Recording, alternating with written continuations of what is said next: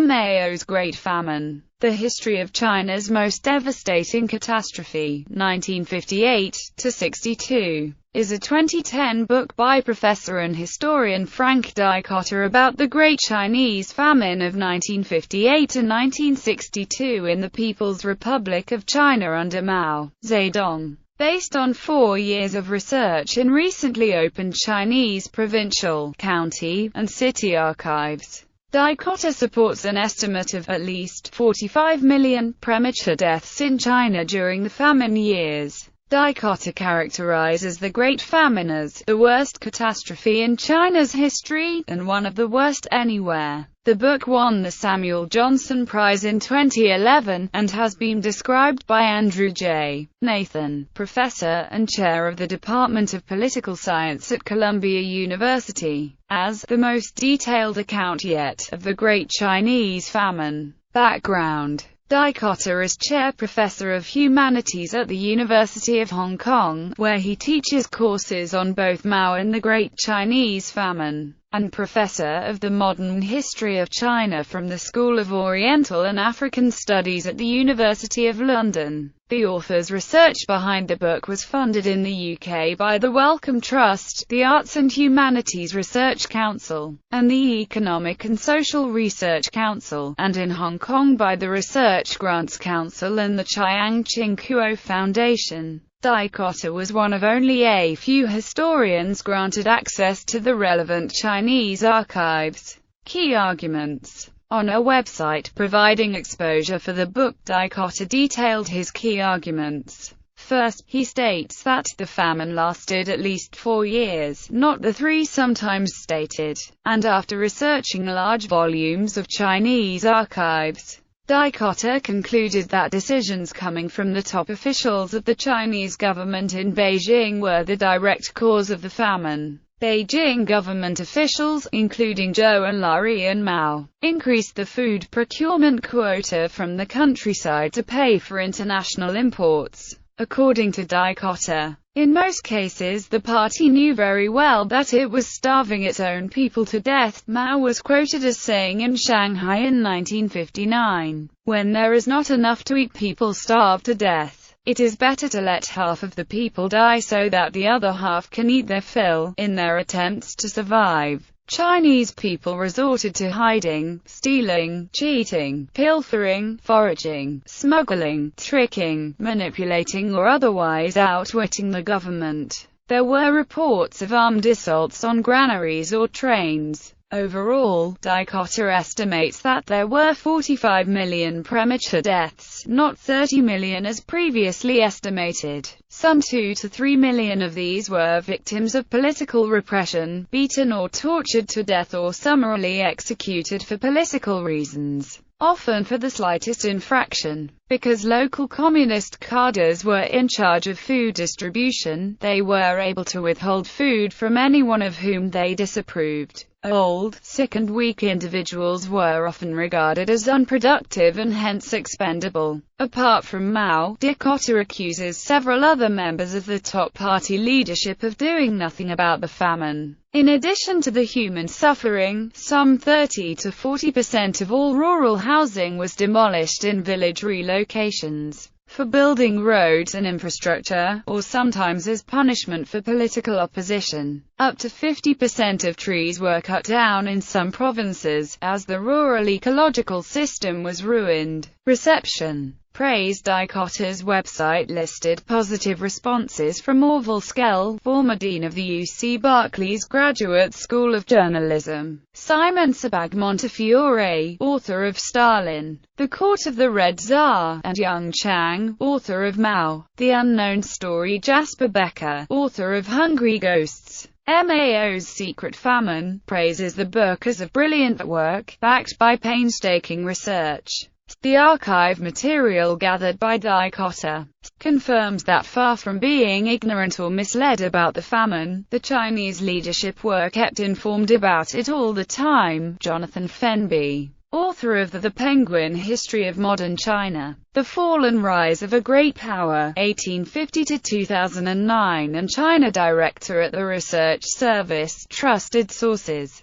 praised Dicotter's masterly book, and states that his painstaking research in newly opened local archives makes all too credible his estimate that the death toll reached 45 million people. Sinologist Roderick McFarker said the book is path-breaking, a first-class piece of research. Mao will be remembered as the ruler who initiated and presided over the worst man-made human catastrophe ever. His place in Chinese history is assured. Dicotter's book will have done much to put him there. Jonathan Mirsky, a historian and journalist specializing in Asian affairs, said Dicotter's book is for now the best and last word on Mao's greatest horror. Frank Dicotter has put everyone in the field of Chinese studies in his debt, together with anyone else interested in the real China. Sooner or later the Chinese, too, will praise his name. He also writes that, in terms of Mao's reputation, this book leaves the chairman for dead, as a monster in the same league as Hitler and Stalin, and that is without considering the years of the Cultural Revolution, when hundreds of thousands more Chinese died.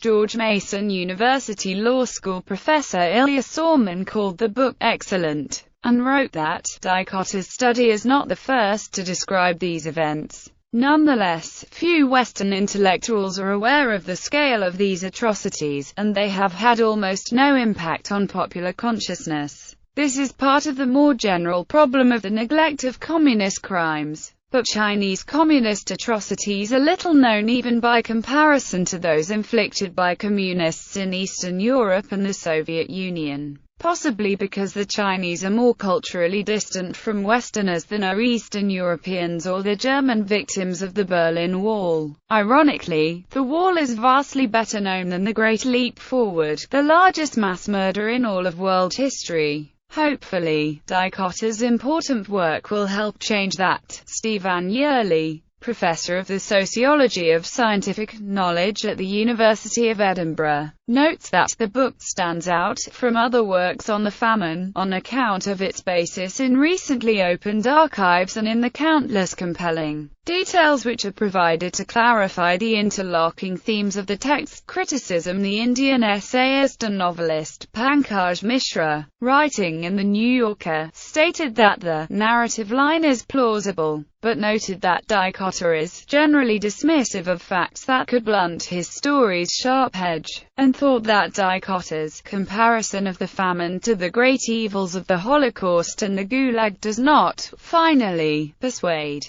Furthermore, Mishra argues that Dicotter omits Mao's achievements in improving social stability, economic growth and living standards by 1956. Cormac O'Grady, famine scholar and professor of economics at University College Dublin, criticized the book as more like a catalogue of anecdotes about atrocities than a sustained analytic argument, and that it failed to note that many of the horrors it describes were recurrent features of Chinese history during the previous century or so. O'Grady says 10 per thousand normal mortality rate adopted by Dicotter is implausibly low, and used to maximize his death count. O'Grady says that the crude death rate in China in the wake of the revolution was probably about 25 per thousand. It is highly unlikely that the communists could have reduced it within less than a decade to the implausibly low 10 per thousand adopted here. Had they done so, they would have saved over 30 million lives in the interim. One can hardly have it both ways. Journalist Aaron Leonard criticized Dicotter's failure to address the Great Chinese Famine in a larger historical context, and made no mention of pre-1949 famines under the Kuomintang regime. Leonard argues, Dicotter looks at China under communist rule in a narrow vacuum, thus dispensing with the inconvenient fact that famine in this part of the world has been a recurring phenomenon, which Mao did not invent or even magnify. In the China Journal, Felix Wemheuer, lecturer of Chinese history and politics at University of Vienna,